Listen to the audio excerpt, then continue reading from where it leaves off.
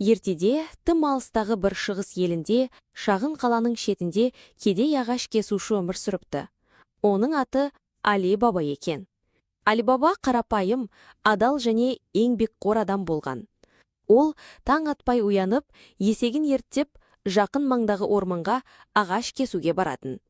Күні бойы тер төгіп, ағаш шауып, кешке қалаға апарып сатқан ақшасына күн көріпті. Али Бабаның ауқатты ағасы болыпты. Оның аты Қасым екен. Қасым бай әйелге үйленіп, үлкен дүкендері, қоймалары және қымбат сарайы бар молшылықта өмір сүріпті. Бірақ оның жүрегі тас болған. Ол кедей бауырын мазақ етіп, жек көріп, оған ешқашан көмектеспепті. Али Баба бай болмағанымен өміріне рыза болған. Әрдайым адал еңбектің дәмін білген. Бір күні күн ыстық болып, орманның ішінде ағаш кесіп жүрген Али Баба алыстан шаң көрді. Ол абыржып биік ағаштың артына тығылып қарапты. Жақындаған сайын ат тұяғының дүбірі естіле бастаған. Ол орман ішіне көз жүгіртіп 39 қарақшы мен олардың еңгезердей басшысын көрді.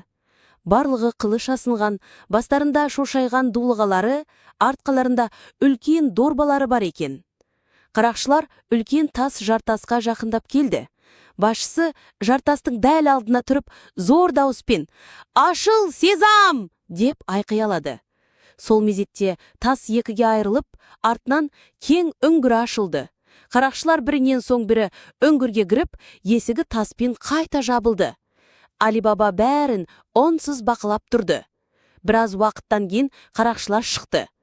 Ешкім қалмаған соң Али Баба тасқа жақындады да «Ашыл, сезам!» деді.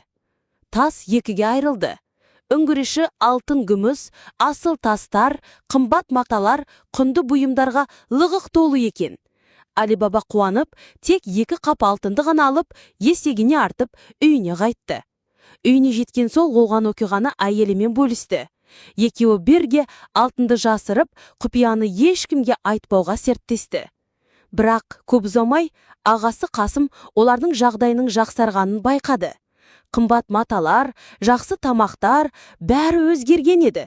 Қасым Али Бабаны қыспаққа алып, шындықты мойындатты. Али Баба үңгірдің сырын айтып берді. Қасымның көзі қызарып, аш көздікке боялдырды. Келесі күні таң атпай, ондаған есекті алып, орманға жөнелді.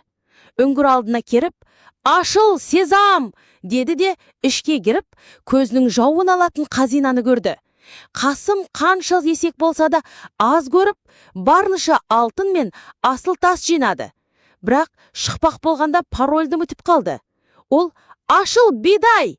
Ашыл арпа! Ашыл қарақұмық!» деп айқайлады. Бірақ тас қозғалар емес.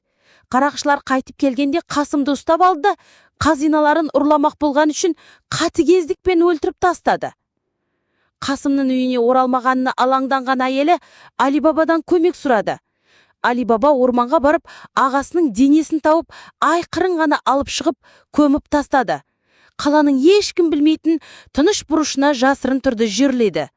Қарақшылар кімнің қазинаны алғанын білмек болып, қаланың ішіне басшысын енерді. Басшы Али Бабаның ойын тауып, есікке белгі қойды. Бірақ бәрін байқағыш, Маржана есімді ақылды қымы белгі қойылғанын байқап, бүтін көшедегі үйлердің есіктеріне тура сондай белгі салып шықты. Қарақшылар түнге келіп, ештеңе түсінбей адасып қайтып кетті. Басшы қатты ашуланып, жаңа айла ойлап тапты.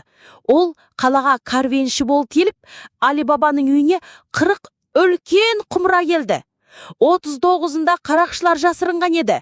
Тек біреуінде зәйтін майы болған. Кешке Али Баба қарақшы басшысын құпиясынан бейхабар қонақ етіп қабылдады. Маржана шеберлігіне арқасында құмыралардың біреуінен дыбыс естіп, бәрін ашып, қайнап тұрған ыстық май құйып, қарақшылардың көзін жойды. Кейін мен құлықпен басшыны да өлтіреді. Али Баба мен оның отбасын құтқарып алды. Али Баба Маржананың даналығына сүйсеніп, оны азат етіп, өз ұлына қалындық етіп берді. Али Баба тек ұлына ғана үңгірдің сырын айтты. Олар ұзақ жылдар бойы бақытты әрі молшылықта өмір сүрді. Сол күннен бастап Али Баба өз игілігін ақылмен бөлісті. Қазинаның арқасында етімдерге, кедейлерге көмектесті, адамдардың алғысына бөленді. Оның есімі әділдік пен адалдықтың символына айналды. Қарақшылардың айласы мен ашкөздігі даналық, кішіпейілдік пен адамгершілік жеңді. Али Баба әділ және жомарт адам ретінде есінде мәңгі қалды. Тағы да әндер мен ертегілерді қалайсың ба? Біздің тегін Лолла қолданбасын жүктеп ал.